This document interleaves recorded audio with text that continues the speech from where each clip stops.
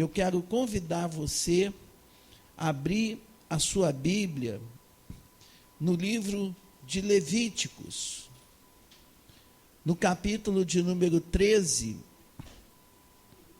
Nós vamos estar falando a respeito da orientação, da instrução de Deus para que as pessoas que, porventura, estivessem enfermas, doentes, provocado por esse mal chamado da lepra, elas fossem separadas do arraial e tratadas, mas não poderiam permanecer no meio do arraial. Então, convido a todos a colocar-se de pé.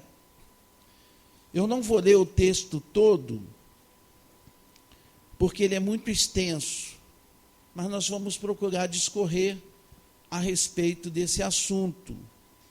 Levíticos, capítulo 13, primeiro verso diz assim: Disse o Senhor a Moisés e Arão: o homem que tiver na sua pele inchação ou pústula, ou mancha lustrosa, e isto nela se tornar como praga de lepra, será levado a Arão, o sacerdote, ou a um dos seus filhos sacerdotes.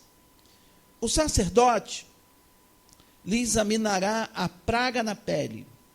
Se o pelo na praga se tornou branco e a praga parecer mais profunda que a pele da sua carne, é praga de lepra. O sacerdote o examinará e o declarará imundo. Se a mancha lustrosa na pele for branca e não parecer mais profunda do que a pele e o pelo não se tornou branco, então o sacerdote encerrará por 7 dias o que tem a praga.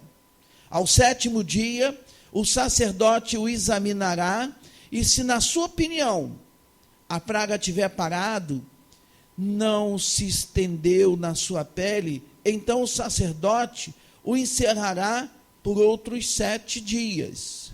O sacerdote, ao 7º dia, o examinará outra vez, e se a lepra se tornou baça e na pele não se estendeu, então o sacerdote o declarará limpo, é pústula. O homem lavará as suas vestes e será limpo. Mas se a pústula se estende muito na pele, depois de ser mostrada ao sacerdote para a sua purificação, outra vez se mostrará ao sacerdote. Vamos ficar por aqui e você pode assentar-se, porque este tema que o texto nos traz, ele é muito importante de uma compreensão, não só no sentido literal, mas também no sentido figurativo, nas lições que podemos extrair desse texto e aquilo que Deus quer nos ensinar através desse assunto. Em primeiro lugar, eu quero demonstrar à igreja que a lepra era um mal tão sério naqueles dias que eu poderia até fazer uma determinada comparação com o mal dos dias de hoje, que tem se espalhado principalmente por alguns países da África, chamado ébola. Ou seja, uma doença extremamente contagiosa e que leva aqueles que a possuem à morte. Assim também, a lepra naqueles dias não tinha a cura como hoje em dia, se acontecer, ela obtém.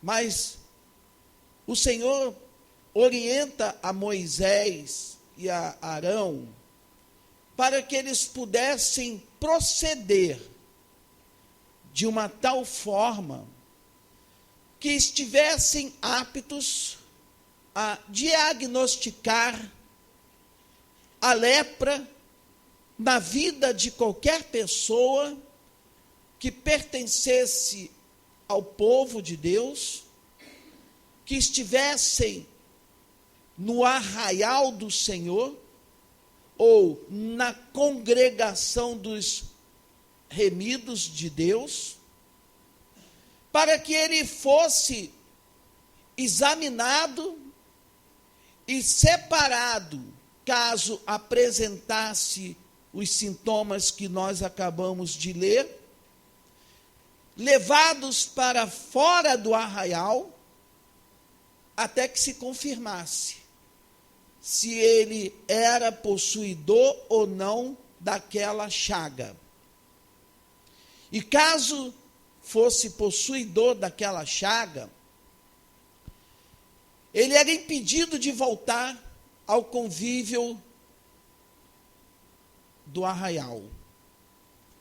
Ele não poderia mais conviver em sociedade, e ele tinha também a responsabilidade de declarar publicamente e expressar verbalmente que ele era um leproso.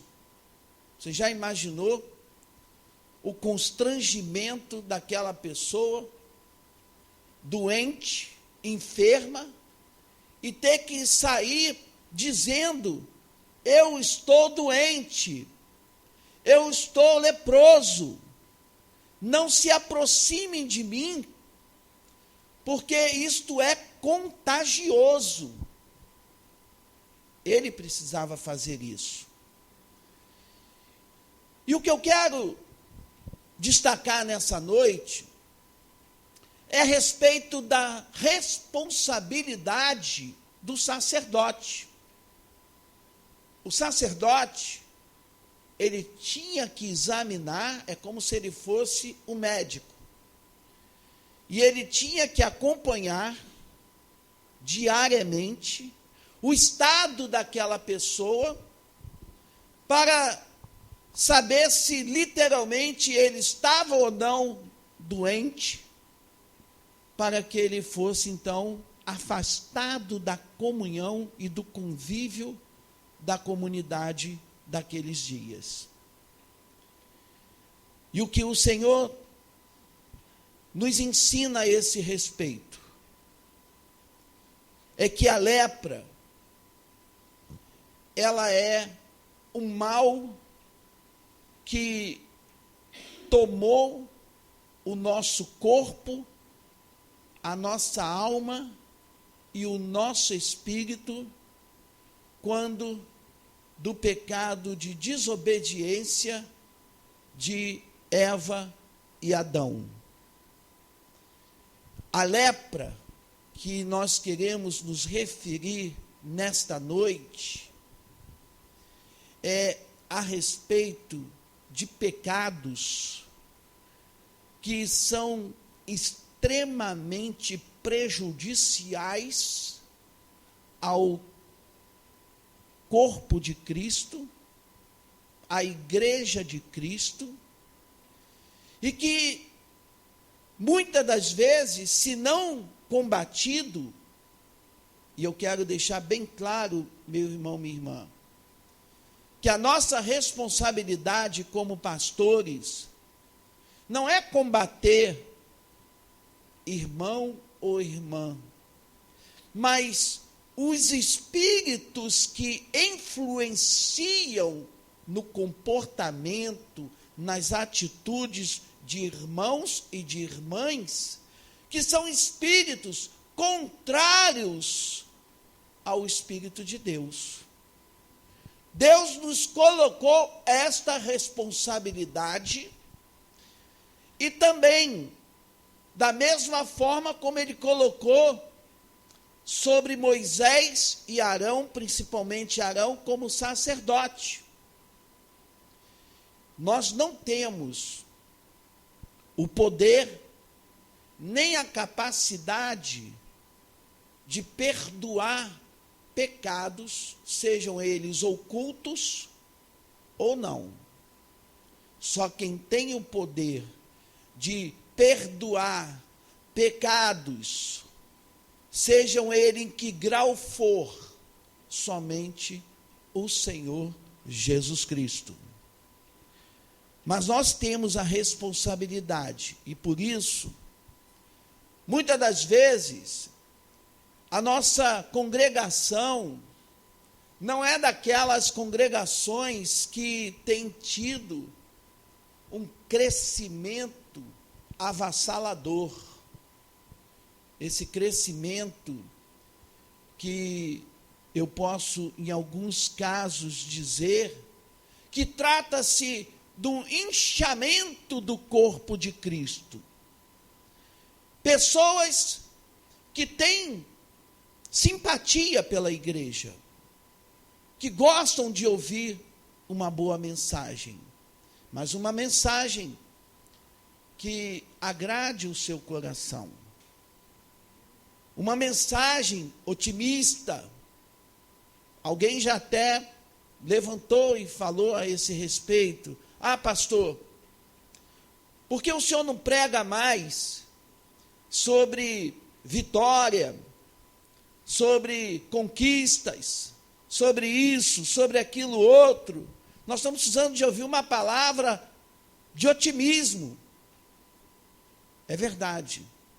Mas é verdade que o Senhor não nos comissionou tão somente para esse objetivo, mas Ele nos comissionou para combater o mal, para combater espíritos enganadores, para combater tudo aquilo que possa estar causando um mal no meio da igreja do Senhor Jesus Cristo.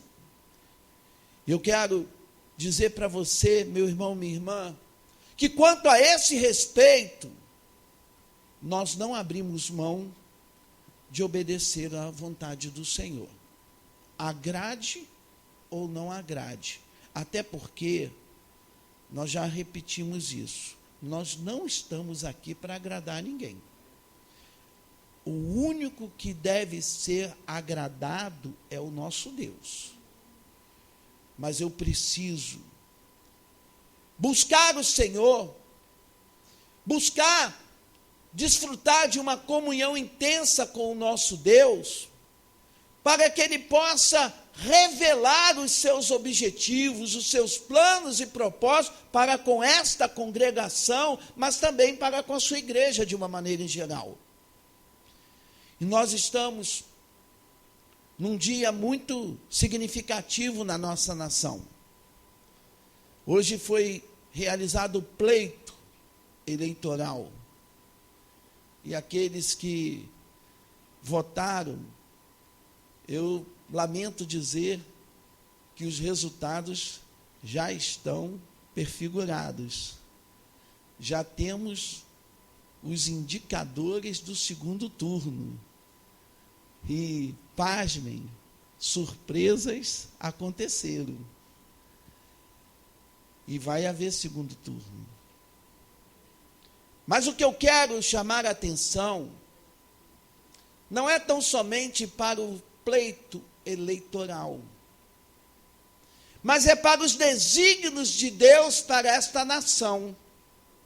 E por isso, já que nós estamos cientes do segundo turno, eu quero convocar a igreja a entrar numa campanha de oração e de clamor a Deus, para que a decisão final daquele que será o novo ou a nova presidente da República possa ser uma pessoa que observe os princípios da palavra de Deus.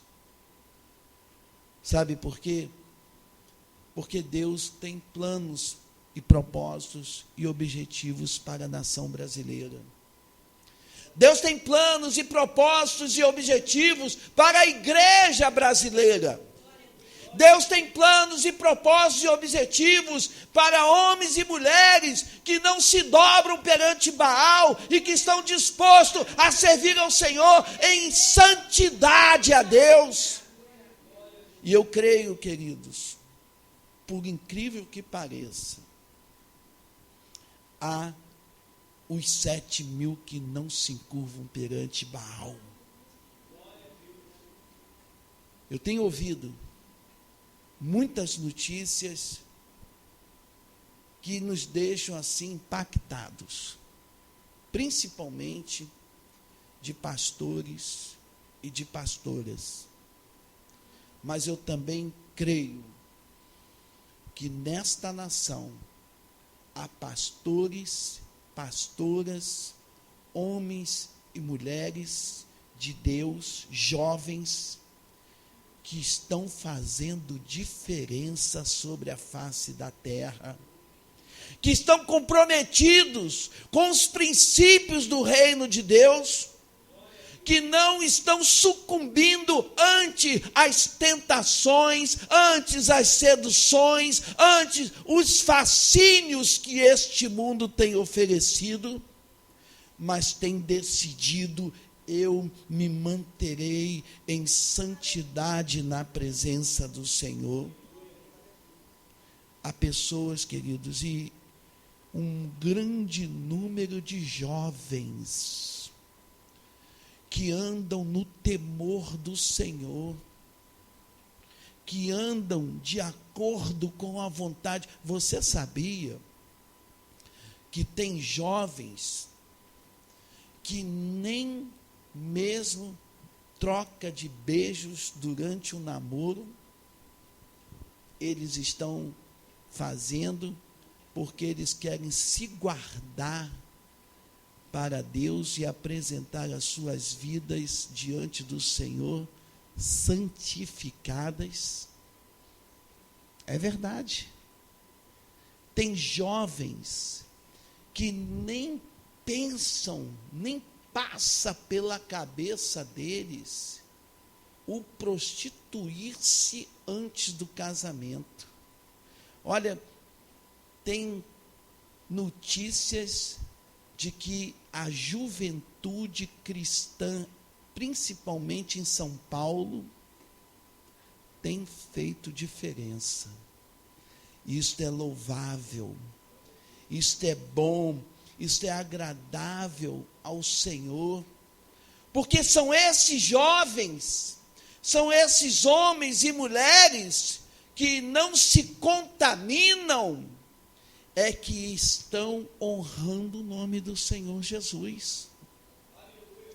Mas há ainda aqueles que pensam que são tão espertos que podem fazer as suas práticas escondidas, que podem continuar no engano, que ninguém está vendo, mas que, lamentavelmente, os olhos do Senhor estão vendo. E por isso, o Senhor nos deixa esta instrução. Ouça, você pode pecar por um erro, por um acidente. E se isto acontecer, confesse e se arrependa ao Senhor, que Ele tem prazer em perdoar.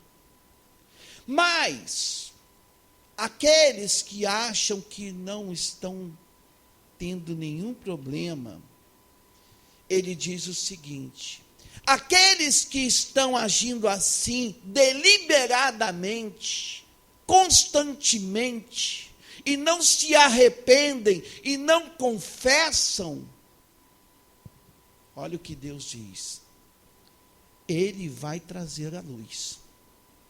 E quando trouxer a luz, vai ser como o homem leproso. Porque o seu pecado, o pecado que eu posso estar eventualmente também praticando, será descoberto perante todos. E aí, meu irmão, minha irmã, será muito mais doloroso. Sabe por quê? Porque agora só o Espírito de Deus que vai tratar com você. E não mais vai ser um tratamento da forma que você poderia ter recebido, de maneira carinhosa, graciosa, porque você se dispôs a reconhecer os seus equívocos e agora quer se consertar diante de Deus.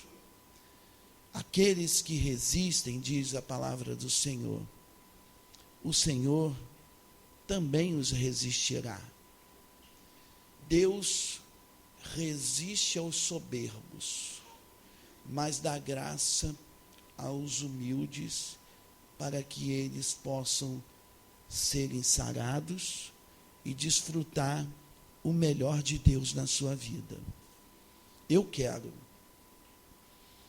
na minha vida, na vida da minha família, na vida de Mateus, de Marcelo, Mônica, de minha mãe, Liana, Márcio, na vida de cada um de vocês, eu quero que nessa noite o Senhor nos sare, que Ele nos cure, e que, se for preciso, Ele possa espremer as nossas chagas e tirar o pus que tem envolvido a nossa chaga, para que sejamos curados pelo Senhor e não sermos envergonhados publicamente. E um sintoma daqueles que são envergonhados, como foi o caso de Dona Eva e de seu Adão, é que eles foram excluídos da comunhão de Deus. Nós não vamos excluí-lo do corpo da igreja, mas você romperá a comunhão com o Senhor e vai viver conforme os seus pensamentos, vai viver conforme as suas decisões. E viver fora da comunhão com Deus é pior do que viver no deserto.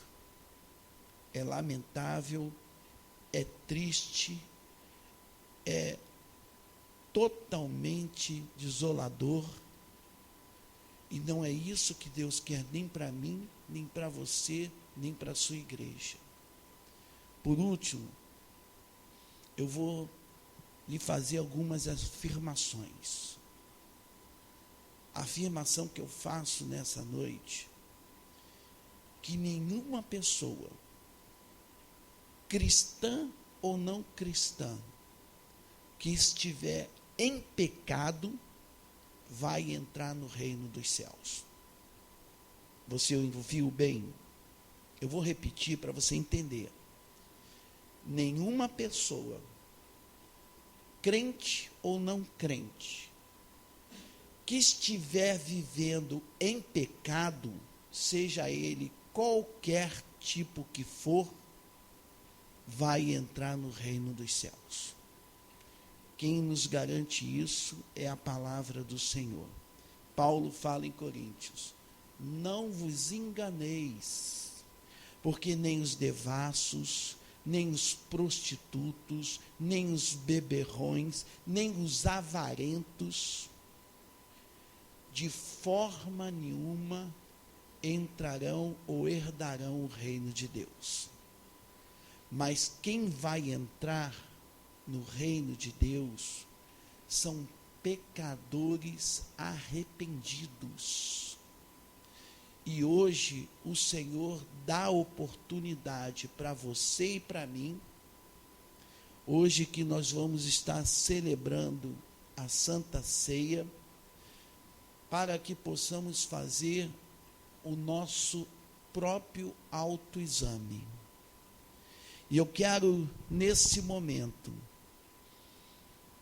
pedir ao Espírito de Deus que venha agora e possa lançar luz no seu entendimento.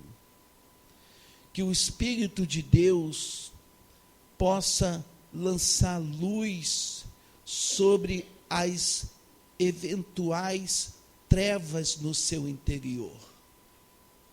Que o Senhor possa, através do seu Espírito Santo, convencer a você e a mim de nossas falhas, dos nossos pecados, dos nossos delitos, e tenhamos coragem para confessar-nos publicamente ao Senhor e dizer: Senhor Jesus, verdadeiramente eu estou vivendo uma vida fora daquela que tu idealizaste para mim.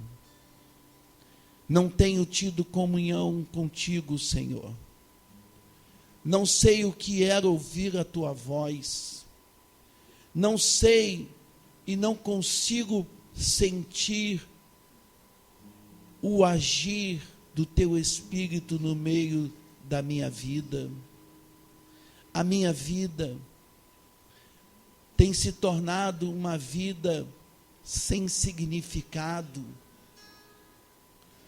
Mas hoje, Senhor, mediante a palavra de Deus que fora apresentada, eu reconheço que necessito da cura divina, reconheço que necessito de ser tratado não somente das minhas chagas no meu corpo, mas principalmente aquelas que estão na minha alma. Santo Deus, eu sei que tu estás preparando a tua igreja para que ela possa ser levada para estar contigo, Senhor. E antes que venha esse dia, eu quero estar apto, eu quero estar vestido com vestes resplandecentes.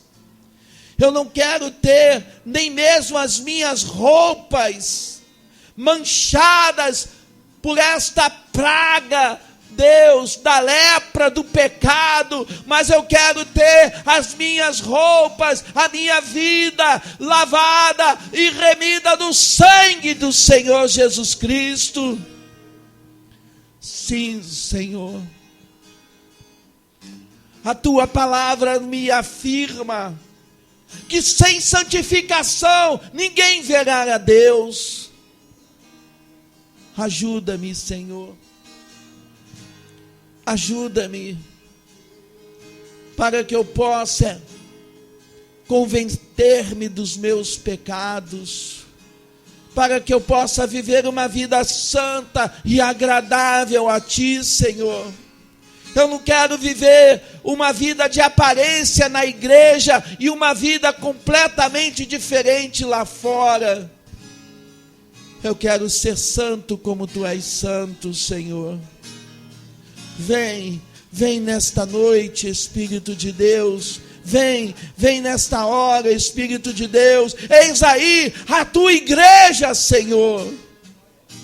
Somente Tu tens a capacidade de nos curar, de nos perdoar, de nos libertar. Em nome do Senhor Jesus Cristo. Eu quero ser curado, Senhor. Eu quero ser restaurado nesta noite. Restaura a alegria do Teu Espírito Santo na vida dos teus filhos, de tuas filhas, a alegria desta tão grande e poderosíssima salvação, Senhor. Em nome de Jesus, Pai, nós te agradecemos, Senhor, porque sabemos que tu se encontras no nosso meio. E nesse momento